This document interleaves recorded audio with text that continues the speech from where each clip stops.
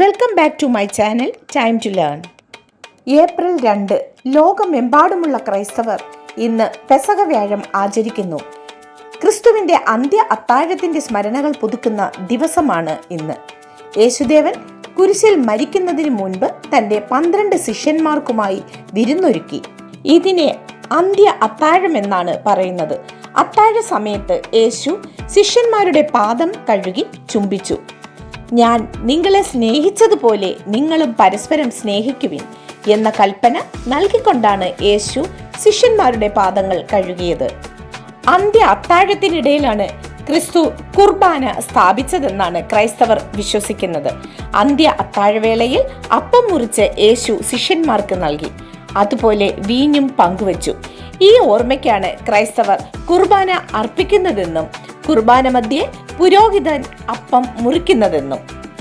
ക്രിസ്തുവിന്റെ ശരീരവും രക്തവും അപ്പവും വീഞ്ഞുമെന്ന രൂപത്തിൽ നൽകുന്ന ചടങ്ങ് തുടങ്ങിവെച്ചത് പെസഹ വ്യാഴാഴ്ചയാണ്.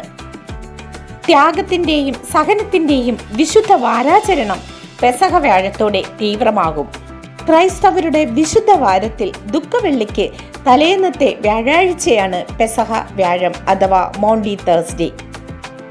കടന്നുപോകൽ എന്നാണ് പെസഹ എന്ന വാക്കിന്റെ അർത്ഥം.